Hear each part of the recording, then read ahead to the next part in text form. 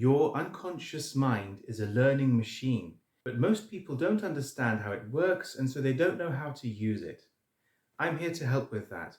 By the end of this video, you'll see clearly how to work with your brain to acquire new languages and other amazing abilities. Let's start with an example of unconscious learning. Imagine that you get a new job in a new city and you're walking to work for the first time, and to get to work, you have to pass through a very crowded area. You pass by more than 100 people in just a few minutes. Now imagine that you get to work and I show you a picture of one of the people that you passed by. And I tell you, you passed this person on the way here. Did you notice them? What would you say? Well, how could you have noticed them? It was your first time walking to work and you were focused on getting to work. How could you remember one average person from among the crowd? But now let's say that every day when you walk through that crowded area on the way to work, you pass a specific person every day.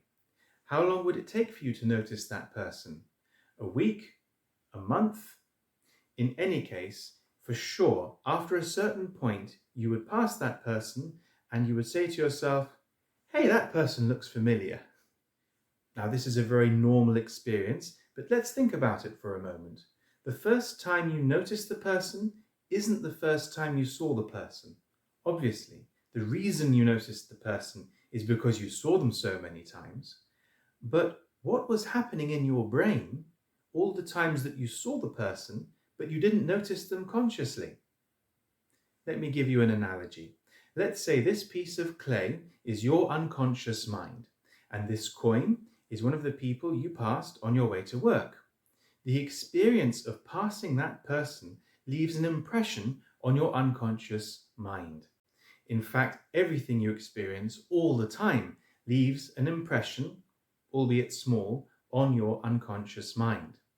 But on day 2, the same person passed you, and so the experience of them passing you on day 2 left an impression that overlapped with the experience of passing them on day 1, and that area of overlap now has an even deeper impression.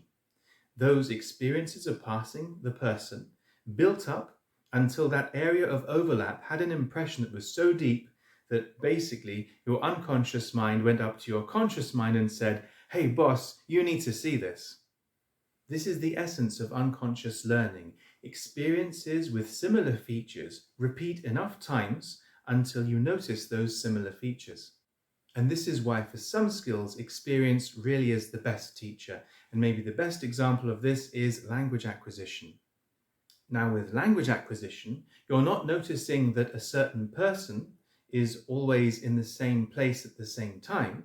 You're noticing that a word is used in a certain context for a specific purpose. Every time you're in a context and you can understand the purpose, then the experience of that word leaves an impression on your unconscious. And when you get enough experiences of hearing that word in the same context for the same purpose, you start to notice the word consciously. Now, don't get me wrong, I'm not saying that conscious effort and top-down approaches aren't good for anything. But if you're not aware of unconscious learning, then you could be using the wrong tool for the job. Especially for language acquisition and certain types of skills, conscious effort to memorize and master rules just isn't going to get the job done. You need to get enough of the right kind of experience and trust that your unconscious mind will do the rest. Now, if you're not sure about all this, or you would like to experience it for yourself in a very short time, come and try Opilin et Tokipona.